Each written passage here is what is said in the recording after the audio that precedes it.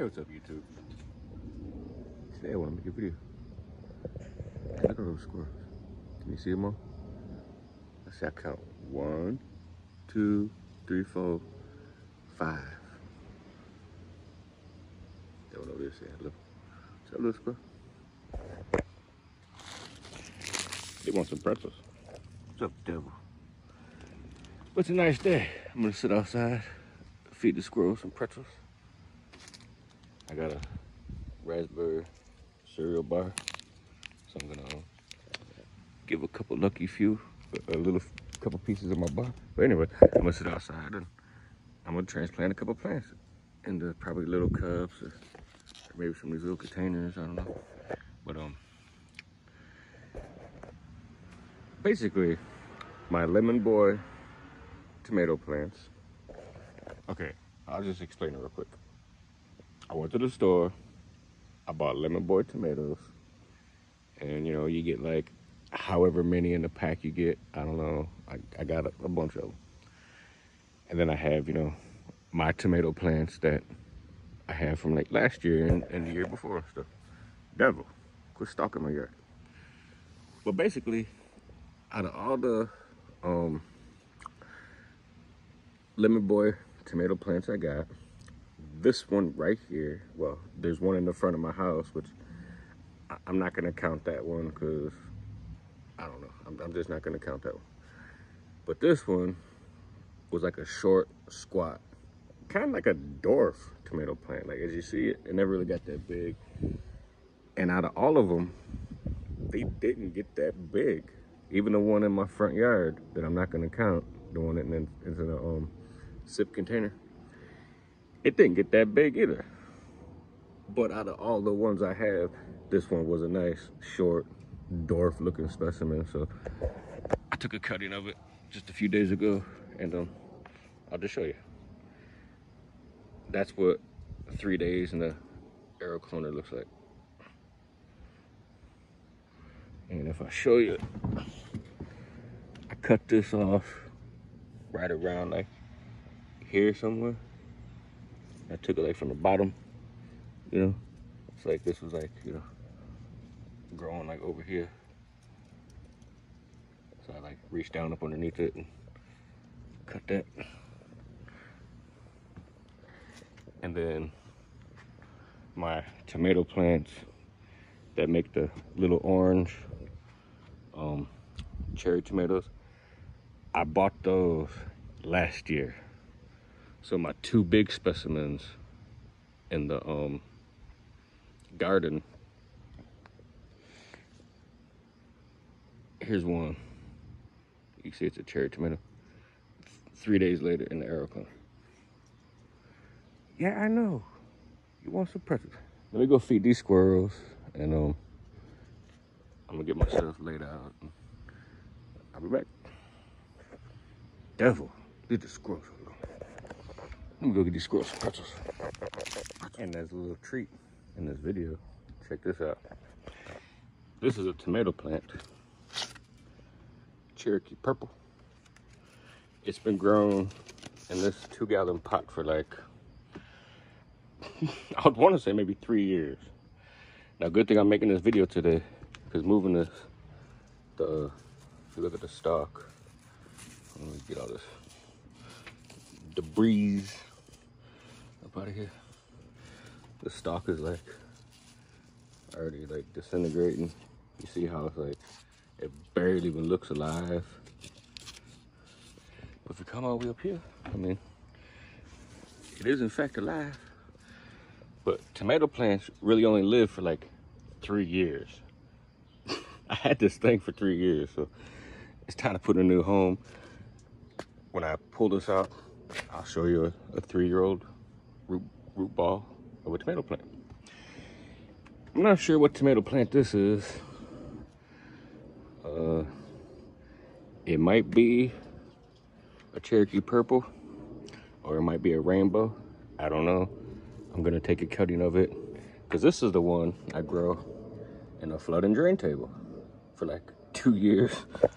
So I'm gonna basically take new cuttings, pull out the root balls, and I'll show you the root balls and well, you know, dissect some root balls and see how they grow. This one I water by hand, and this one flooding drains. So, yeah.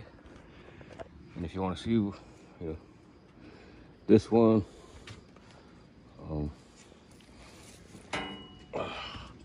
here's the line coming off it. Just so you can see, I'm holding up as tall as I can get it. But as you see, you know, that's the longest vine. I didn't want you just to see those like, oh, why we get excited? No, I feed this to my worms. I basically have worm farms, and well, tomato plants grow fast. They propagate and root fast. So for like worm food, I mean, it's good worm food. They can eventually eat the stalks because the stalks ain't too thick and fibrous, you know what I'm saying? Don't judge my methods, but yeah, worm food. We'll be back. All right, I'm back. I'm done eating my snacks. I know. I just have a hard time like killing shit, so like I stuck this up in the water. Cause I mean that's still a good plant. You can still save that and still grow that. Show these little what? That's it wanting to root. All those little white things coming off it. So like it wants to root. Look at all those aerial roots. It wants to root. Same thing with that one. It wants to root. So it's not gonna be hard to get that to root. And like I said, even if it doesn't have those aerial roots, in 3 days you're getting this anyway. So I just have a hard time, you know, killing it. And while I'm sitting there, I'm thinking, now that pumpkin plant is coming out of this pot and it's vining, and the squirrel's been chewing on the vines, and it does have a pumpkin coming off it. See, what I'm thinking is, that vine's basically like a runner, like one big long runner, just like a tomato plant. It has these aerial roots. If the tomato plant touches the ground, it's gonna wanna shoot out roots.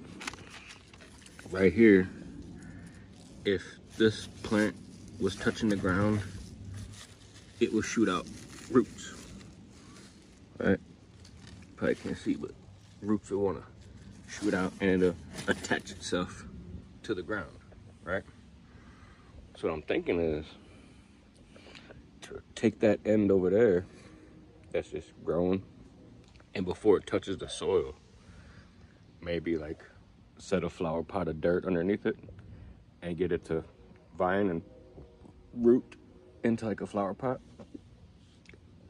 and then cut the vine and save a cutting of that tomato plant to grow, you know, indoors. So like I could bring it outside next year and put it in a flower pot by itself. And cause I mean, this specimen did real good in my backyard. It got hit with powdery mildew just very lightly.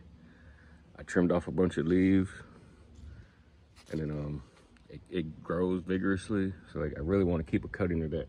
And see, that's my gardening compared to like how you people garden. It's like, you people garden like, oh, I'm gonna go to the store, buy, you know, lemon boy tomatoes and just grow them, and then next year I'll just buy new ones. Well, I don't do that.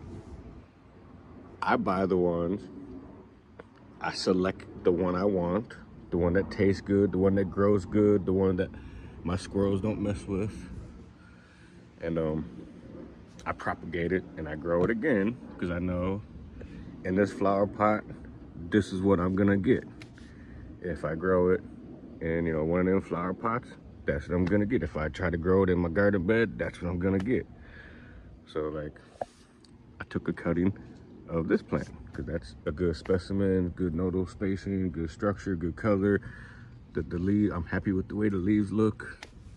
You know, those ones, you see, they're getting a little darker and stuff, and they're not as healthy and green as this one, because I've been taking good care of this one because this is the one I've been wanting to propagate. So even though it's a little dwarf variety, I've been taking care of it. Because even though these all came from seed, there's little variations for each plant. So this pumpkin seed, it came from a seed. Like I said, I went to Jewel-Osco. I bought a big, huge white pumpkin. I stuck it inside my worm bin, let the worms eat it. I fertilized my plants with my worm castings. These are my worm castings. I feed my worms a lot of coco coir and cardboard and stuff. And well, I feed them like tomatoes and chocolate mints and all kinds of stuff. So my worm castings has a good amount of coco coir just mixed in it, even if they don't completely digest it or not. Like, coco coir is good for your plants. So my worm castings, you know, like I said, I do mostly flood and drain. Like if I'm gonna keep a mother plant around, like my tomato plant, I'll normally keep it in a flood and drain. But like I said, that one, I think I had that before I got my flood and drain, maybe, I don't know. So like that one never been in flood and drain. That's why it's in a 2-gallon pot. But yeah, I'm just looking at this white pumpkin plant and I'm just thinking, could I cut this and root that in the aero cloner? Like, how can I propagate more of this? Like, I want to keep this around because this one produces a lot of flowers. It grows real good in my soil. Like, it's loving my soil. I feed it my Mr. B's green trees. It loves the Mr. B's green trees. It loves my worm castings. Like, I got a nice pumpkin off it with a whole bunch of, you know, squirrel bite marks on it. So, like, you know, it's a white pumpkin, man. If I can propagate it and keep it around, I'm gonna want to propagate it, keep it around. And then if that pumpkin gets big enough for me to go through the whole composting process again, you know, maybe one day a seed from that would germinate in my flower pot again, and bam, I'll have just a random white pumpkin growing. And throughout history, that's basically how like humans selected their crops. You would go grab your like corn or whatever it is, you would drag it on the ground behind you, take it home, eat it and all that shit. And then like when you poop it out, the corn, you know, that survived, you know, being inside your stomach and being pooped out and shit, like that's some strong seeds. So like humans learn, oh hey, let me take those seeds growing out of that pile of poop and propagate those, because that's gonna be a strong, hardy variety. Now, if you guys want some more information about plants, like I do know a lot about, you know, different kinds of plants. Not like a lot, but I know a lot about, you know, a little bit about different plants. Like I used to grow coleuses. Now coleus is an indoor decremental plant. You grow basically for the leaves, because the leaves look amazing. Like, as far as I'm concerned, coleuses look better than all these damn flowers and shit, you know, because all these flowers, they bloom and die. Coleuses, as long as you don't let them go to flower, their leaves always look amazing. And it's a plant that grows in the shade. Now, what they did was, in Florida, they had a nursery, and they would take all the plants and put them in the back of a flatbed truck and drive them from one nursery to another nursery down the highway. These are shade plants. They grow in complete shade. But now they're on the back of a pickup truck going 80 miles an hour down the highway, getting the wind blown on them and getting the sun beat out of them and shit. You know, it's like they're not happy. A lot of them die. But some live. The ones that live to make it from one nursery to the next nursery, guess what? Those ones don't really mind the sun that much. They don't mind 80-mile-an-hour winds. Those ones are healthier and stronger than all the ones that died on the way there. They breed with those. And by breeding with the ones that survived, now you can go to the store, buy a coleus plant that says full sun, partial sun. Like, they got different varieties now that can thrive in the sun because somebody figured out by accident by putting these plants on the back of a truck and driving them 80 miles an hour down the Florida highway. Yeah, a lot of them's gonna die, and the ones that live, that's survival of the fittest. And if you breed with the ones that live and take cuttings of them and all that good shit, like, you just naturally have a plant that's naturally tolerant of the sun. So, like, that's what I do when I select my plants, you know. Like that pawpaw tree I bought. That's an artwood. Kentucky State University spent a lot of time and money to specifically select that variety with that taste and fruit structure and seed structure and just the way it grows and the way it uptakes nutrients. All of that. Like, that was bred for a specific purpose. What key?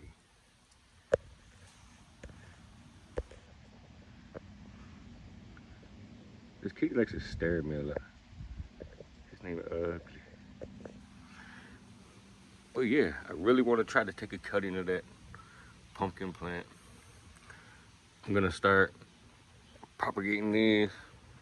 I'm gonna dig into those root balls real quick. So like, if you're still watching this video, I'm gonna be right back and we're gonna dig into those root balls. I'm gonna take some more cuttings of that, and then I'm gonna come back again and do all this. So if you want to see the root balls, we about to do that right now, baby. Not trying to flex or nothing, but check out my Titan tray. I think it holds like 40 gallons of water or some shit. I don't know. I bought it. It's too big for what I wanted to use it for. So I basically lean up against the house, and Ugly uses it to keep the rain off.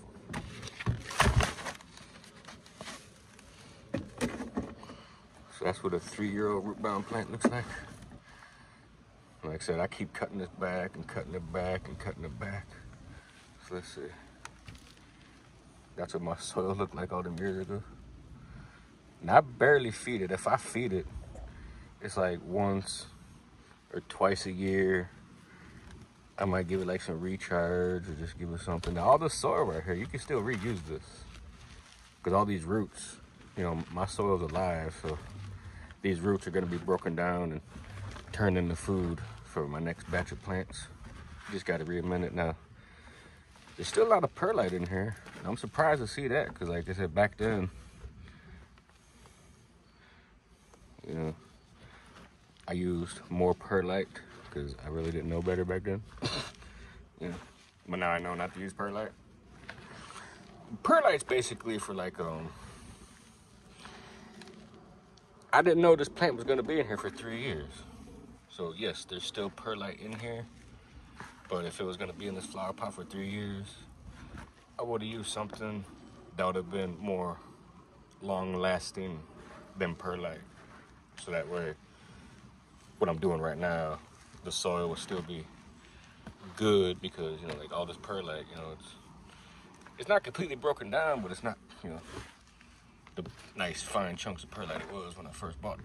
You know what I'm saying? But it still works. It'll still serve a purpose. But this clearly would have to be re-amended with more aeration.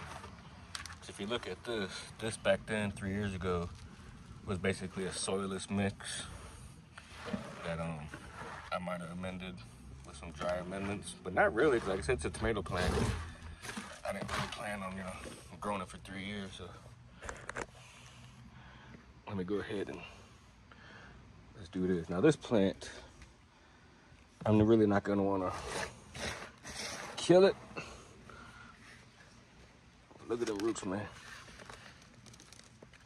I took it out of the flood and drain table a couple days ago, so that way it can dry out. Now these roots just still up in there. That's it. I spent a lot of time growing them roots. Them roots have minerals and nutrients and all kinds of good shit up in there. Big ass roots. I'm trying to kill this plant. There's a bunch of roots growing up the bottom. Like I said, this is growing in flood and drain, so you can see this. Oh, look at that. That looks good.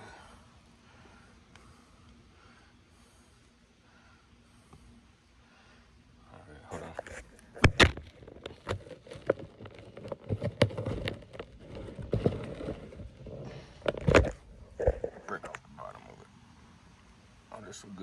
traction. That's real good. Nice healthy roots.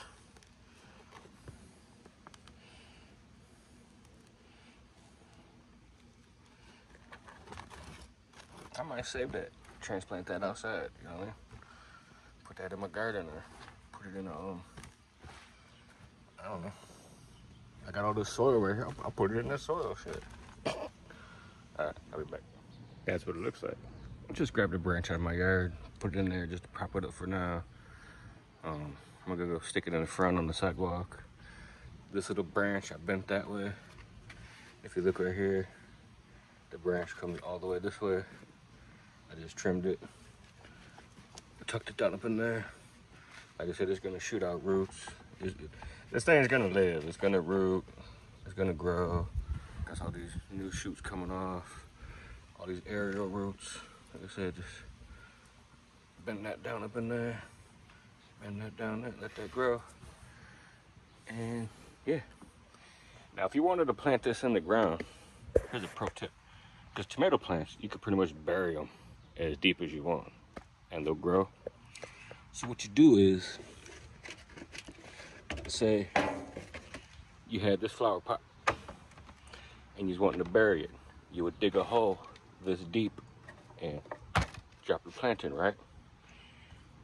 No, for tomato plants, you would dig your hole like that, drop your tomato plant in like that, have your tomato plant grow up. This will shoot roots going all the way down, and this is all your topsoil. So that big giant root ball is now living in topsoil, shooting down, as opposed to you just burying it down past the topsoil and the bottom just hanging out doing its thing, when you can put it sideways. All the roots will shoot down. The topsoil is a little bit warmer, so it's nice and warm. The plant's gonna be happy. And like I said, you can bury it sideways. You're not gonna kill a tomato plant. So when you're burying tomato plants, to maximize the root ball, bury it sideways and then let it vine up. And you'll get a way bigger root ball than if you would have just buried it that way. Pro tip, that plant goes in this 2-gallon pot for like 3 years. If you're wondering how I'm going to try to transplant it, I stuck the main stalk down in there. I'm bending this around, sticking that in there, and I'm just going to backfill it. And, well, you see all those aerial roots? It's begging for new roots. It's begging for roots, so I'm going to give it some new roots. In this little, I think that's a 1-gallon pot with tape on it. I don't know where that tape came from. It's weird. I don't use tape. But yeah, here's a piece of my chocolate mint that was growing beside my shed for, I think, 2 or 3 winters. So this chocolate mint is acclimated to my yard, as opposed to this chocolate mint is acclimated to the flower pots in my backyard. There's a difference. That's a much healthier specimen than that specimen. But for growing, in containers, I mean, this specimen's good. But for far as, not dying over the winter, try it improving. Well, that's pretty much the end of my video. I'll show you my pawpaw tree real quick. Yeah, like I said, if you're gonna buy pawpaw trees, don't look on Etsy. I mean, there's one dude I seen on Etsy who seems like you can maybe trust him, like he knows a lot about pawpaw trees, but then again, he's selling seedlings. And the fact that he's selling seedlings, I would want to ask him some questions like, hey man, these seedlings you're growing, where did you get the seeds? How long have you been selecting these seeds? And are these seeds like, gonna give me some good shit?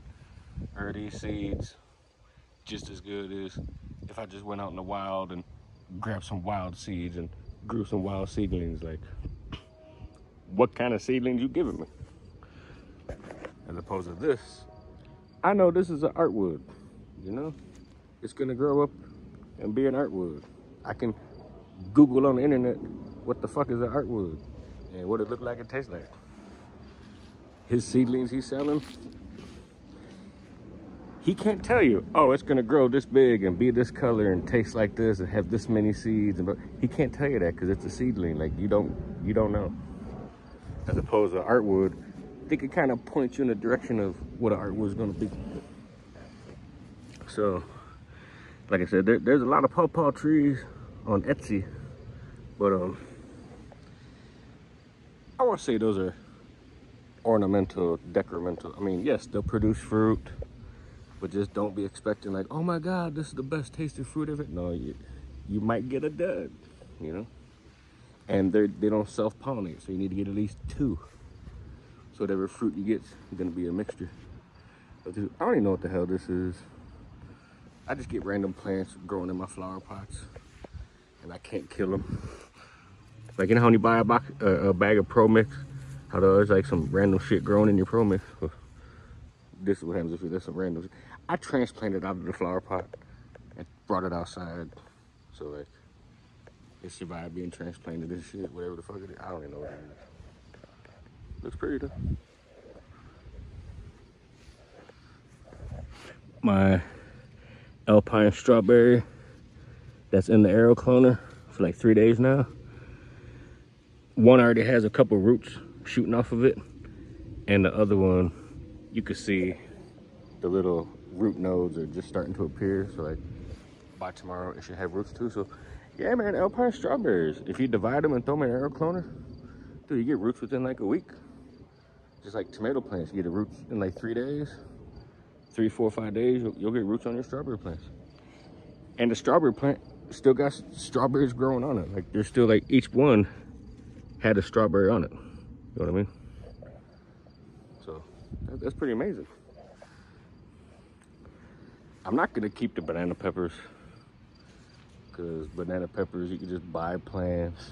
I mean, I'm not taking the time to select a good variety of banana pepper. I mean, but banana peppers, sometimes they're hard to find. Just like if you grow coleuses, it's hard to find a good coleus. I don't know if you guys live in a place we have a good coleus selection, but where I live, there's a nursery, and every springtime, the nursery will get in like huge shipments of like just different coleuses. And like, I'll go to like, you go to like Menards and Walmart and shit. It's always the same coleus. The Kong, the whatever, the lime green, the electric green, the chocolate dip. Was it dipped in chocolate, and or is it wine dipped in chocolate? There's different ones. There's like a wine one, and there's a wine dipped in chocolate. There's different varieties. But then it's like, I'll go to a nursery and I'll see like the Saturn, or like what's that one? It's like the Saturn, but it's like a it's like a explosion, like a star kind of Saturn, like outer space kind of pattern with like purple and green. It's like swirled and shit, like a galaxy kind of. I forgot what it's called, but it might be the Saturn, but there's like another one that kind of looks like the Saturn. And like I said, they got the all kinds of different ones. Like, dude, there's so many to name. Like I said, it's been so many years. I haven't bought coleuses in years. But if you want to look for coleus seeds, like at a big box store, like, good luck, man. And if you find coleus seeds, they're gonna be just like 3 or 4 of the same ordinary varieties that you can just go to Menards and buy a plant, you know. And see, coleuses, what I would do is, like, say if I'm walking by, like like say I'm outside, I'm at a store, I'm shopping, you know, I'm walking by, I'm on the sidewalk, there's a store, oh shit, here's a coleus. I don't have that one. Wow, this is a pretty nice coleus plant.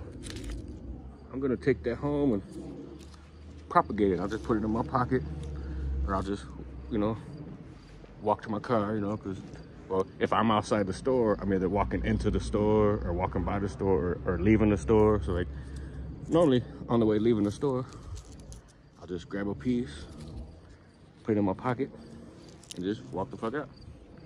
Now, sometimes, if I'm in fucking like Menards, I ain't gonna lie, if I'm in Menards, I'm like, oh shit, here's a nice coleus, or here's that mint chocolate plant, or whatever I've been looking for that's hard to find. I'm like, let me look at the price of it. Oh shit, that's how much they're asking for it? Nigga, fuck you. I'm taking it for free. You know what I'm saying? So like, there's been a couple times I'm like, dude, that's a nice coleus. What? You want $12 for that? You don't have one in a little small pot? You want me to buy the, you know, the one in the, you know, the 1 gallon pot for $8.99 or 12? Oh, hell no. I want the one in the little small pot, you know what I'm saying? I want the little $3.99 one, the $6.99 one, or the 3 for $10, you know what I'm saying? I go to the nursery, you get them 3 for $10. That's where I bought those at. Those buy one, get one free or something like that. Because I bought them towards the end of the season. But yeah, I haven't been to the nursery in a while. My chokeberries and black chokeberries, red chokeberries, my black arrowwood berry, I buy those at the nature preserve. They have a every year they'll sell the native indigenous species. I was gonna go this year, but instead of it being at the nature preserve, they moved it to Gary, Indiana. I'm not going to Gary, Indiana to basically buy ornamental plants. Cause I mean, the chokeberries, you can eat those, but yeah, don't eat those. The black chokeberry, they basically use that for food coloring. That's how they get like the color purple or some shit. So like the black chokeberry, that's still used today for like food coloring. But other than that, like, don't grow them thinking you're gonna like, oh, delicious berries. Like,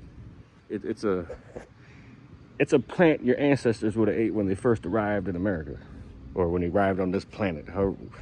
Whenever the fuck Americans or humans or whoever the fuck arrived here, that plant was already here. You know what I'm saying? So like, it's just a native plant. Like I said, I had the native onions. I had a native winter black-eyed Susan that it blooms like later in the winter season. So I got, you know, because if you're gonna like buy black-eyed Susans, you buy the ones that, you know, bloom in the springtime or bloom in the summer, or bloom in the winter. Then that way you'll have like butterflies and bees, you know, all year round. So it died, I think, because you see my grapes just basically took over the whole spot. So I never dug around to see if there's a wild onion or wild black-eyed Susan growing. But yeah, I really want to know, can I propagate this pumpkin plant? Like, can I take a cutting of it or stick like a pot of soil underneath here and let it root into the soil, and then just cut it and just have a rooted cutting up? Like, can I do that? Like, does that? I gotta look that up because I really want to keep that specimen alive, because I don't know if you guys know about pumpkins and how hard it is to grow pumpkins in Indiana. But dude, that motherfucker's growing good. It had powdery mildew just a little bit, but it fought back. It got like ants and shit growing on it. That motherfucker's a beast. I mean, yes, it could use some more feeding. That's why I put some more top dress on it. The squirrel's been chewing on that shit. The stalk looks like it should be dead. I mean, look at that. Let's go over here and show you. You know, the squirrels are steadily chewing on it. This thing should be dead, but somehow it's still alive. I mean, look at that. All the squirrels gotta do is just sever this one little vine, and all this luscious growth is dead, you know? You see, they almost killed the pumpkin. So I wanna know, can I take this and I put like a flower pot right here and set this in the flower pot, get this to root into a flower pot? Because I know when these run along the ground, they shoot roots off into the ground and shit. Like, see, look, there's powdery mildew right there. See? Powdery mildew.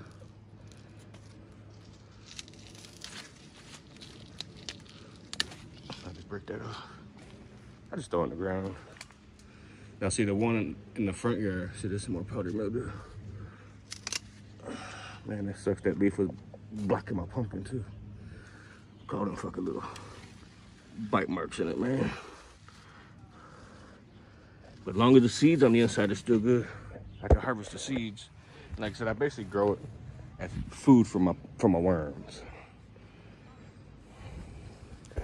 Now see your worms, you can feed them the whole root ball and everything. It's like if I wanted to, I can just take this whole plant at the end of the season, mint, flowers, marigolds, all of it, and just, you know, feed the worms the whole thing. They'll eat all of it, you know. But yeah, before I go, if you guys want to see the aroid mix I made, I basically bought that big ass bag of Flugel Stratum. So this is like a third of a bag of Flugel Stratum, a bunch of cocoa, I bought the chunky perlite, a little bit of my soil mixed into it, and a lot of my worm castings mixed in it. Because like I said, my worm castings is basically cocoa. So like when the recipes say add cocoa coir, add chunky cocoa, but well, my cocoa coir is basically my worm castings. And if you look, you know, there's the little black little dots in there. That's the Flugel Stratum. I'll show you. I bought some Flugel Stratum.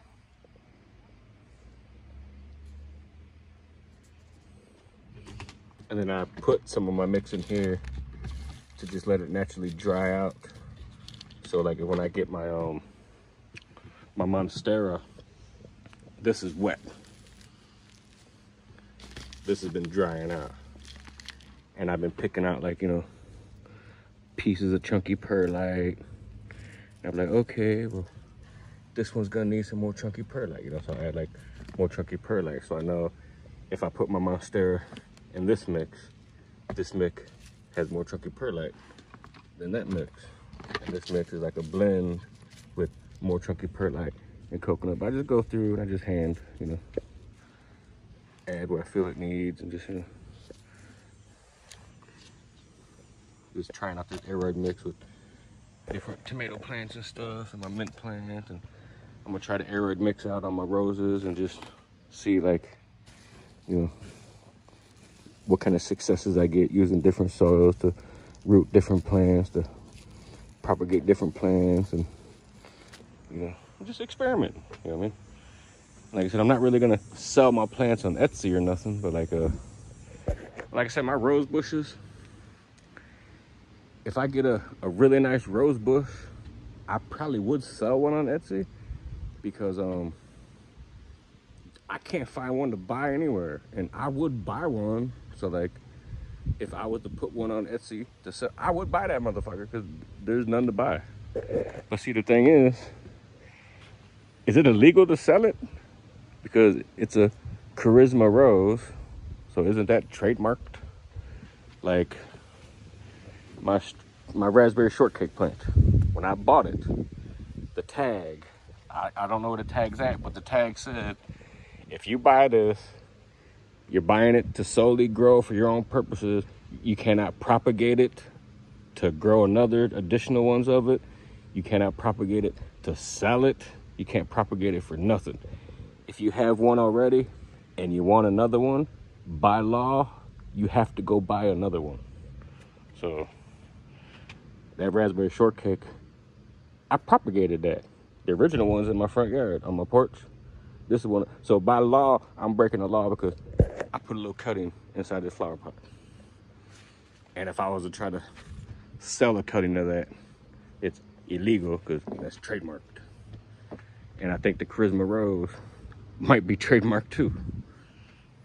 But see, I don't know, how do these people like sell like Monsteras and shit? Like, are those trademarked? Like, is the Burley's Marks trademarked, and the Florida Ghost trademarked, and the, you know, the Spirit of Sanctity? Like, did anybody trademark their cut?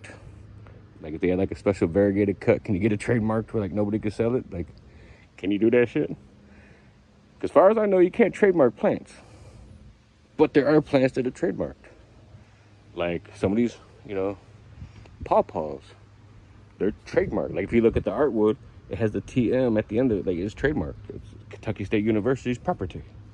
You know what I'm saying?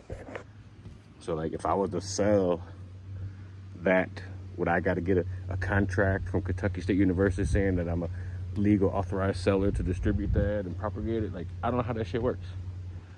So like all these people selling plants on Etsy, as far as I'm concerned, most of y'all breaking the law, homie. Because some of these plants are fucking illegal. You know, like say my blackberries or raspberries or blueberries, like those are trademarked. Like I don't think you can just do a farmer's market and sell those. Like you could probably sell your, you know, pickles and cucumbers and grapes and shit, but as far as like selling the plant itself, like that's someone's property. You know what I'm saying? That's like when people make you buy a dog and they make you sign some shit saying, if you buy this dog, you cannot make puppies with it, you cannot breed with it. It has to be spayed or neutered before you receive it. So like, you're gonna buy this expensive ass, you know, limited edition dog, but it has to be spayed or neutered before they give it to you, because, you know. Ooh, the flowers finally coming in. And that one underneath the soil is blooming. But yeah, this video is long as hell. If I do get a good specimen of that Charisma Rose, I would like to throw that on Etsy just to see what happens, because it's a beautiful rose. I wish I could buy more of them. I can't find them nowhere. The one I got the rose mosaic virus, so I need to destroy it. And I believe if I try to propagate from it, that even though the virus is down there and that part of it, doesn't the virus travel through the whole plant? And my neighbor that has that big, beautiful rose bush in his front yard, can I take a piece of that, go across the street and like rub it on his plant and give his plant the mosaic virus and kill his plant? Because this plant looks too beautiful, man. Mine looks like shit. How come he don't got that rose virus and I do? Not fair. But, yeah. I gotta edit this fucking video. Take these plants in the house. See, that's the hard part, man. Figure out where you're gonna put all these damn plants. I ain't got room for all these plants. I don't got like a big ass, you know, warehouse to put thousands of plants. Like, I only got room for like a small select number of plants. That's why, like the Florida Ghost, I bought that because, well, out of all the house plants, I really did like that one. And as far as like the monsteras, I bought the white monster because, I'll explain real quick. I bought the white monster because the Thai constellation, that came from tissue culture, its variegation is in its DNA, it's genetic. So every single cutting is always gonna be variegated, no matter what. So as far as like a rare plant, it's not rare if it's a genetic mutation that every single leaf is always gonna be variegated, no matter what. Now, the other variegated ones, like the variegated mint, those can revert. So it's like you can buy an expensive, you know, platinum mint or a variegated, you know, like a creme brulee, high variegation, like elbow or some shit, and it can revert and you lose it. Now the white monster, that was just a plain old ordinary monstera that he went on vacation, came back, all his plants was dead. That plant lived, but under the extreme stress, it mutated by itself with a stress mutation and caused it to turn albino. Now, even though the plant throws off white leaves, it can still kind of photosynthesize. So even though it's a white plant, it's not really an elbow because it's just what the plant does. Kind of like the Florida Ghost, how it comes out white, you know what I mean? So it's like, grown correctly, you can get the white monster white or green. And if it turns green, you can cut it back, re-inducing stress, and it's gonna throw off white leaves again. So it's like, it's never gonna really revert, like how a mint or an elbow or something like can revert. Just like the Thai constellation can never revert. I believe the white monster won't revert. So as far as like a plant that I plan on having for the rest of my life, I chose the white monster because, well, it's variegated. Clearly it's variegated. You know, 'cause it throws off these big ass white leaves if you can get it to do that. But that's why I chose the white monster for stability of the genetics for the specimen. I mean, clearly it's an actual cutting from one of Kunzo's plants, so it's one of his genetics with his growth structure that he's been working on and breeding for years. If he's been breeding with I don't know, but I went with, you know, his genetics, because as far as like a Monstera, his seems stable. All these other ones, yeah, they're expensive because they're not stable, and your chances of getting the stable, you know, high variegation, yeah, it's very rare. And for you to be able to propagate that and continue to have perfect cuttings of that, that's very rare. That's why those are expensive, because your chances of you buying a cutting of it and somebody actually selling you a perfect cutting that's variegated, that's very rare. What kind of bug is that? I don't know, man. Since I've been gardening, I've been seeing weird ass bugs I never seen before. All right, I got to go. Oh yeah, I was wanting to attach one last thing to this video. If you're watching it to the end, what I wanted to say is, I was looking online. I guess where I live, I can grow banana trees, just not the edible kind, the ornamental, decorative kind. And see, that's what they don't tell you. Most of these people sound like variegated banana plant. You can't eat those. Those ain't edible. Like those, you can't. Those are just basic ornaments. Like the Musa banana plant, that you can't eat that. But they do have dwarf varieties that can be grown in zones 5 and stuff where I live. And like the ice cream banana, you can grow the ice cream banana and it kind of tastes like ice cream. So like, I kind of want to get a Musa variegated banana plant just to see if I can keep one alive during the winter, and maybe get a ice cream banana plant or some kind of dwarf variety that can survive. Because like, I guess where I live, there's all kinds of videos on YouTube of people saying like, yeah, you can grow bananas here. Like, it might die in the wintertime, so you got like mulch it correctly and all this good shit. But like, yes, you can grow bananas where I live. So I'm like, oh, fuck it. I was like, can you smoke these banana leaves? Like those Musa banana leaves? Like, can you smoke those? Like how in Jamaica they smoke regular banana leaf? Like, is that a thing? Can I grow smokable banana leaves? If so, well, fuck, I got all kinds of garden beds. I got all kinds of mulch. It's like, yeah, man, where's these banana plants at? Let me get some. I'm planting them in my backyard, baby.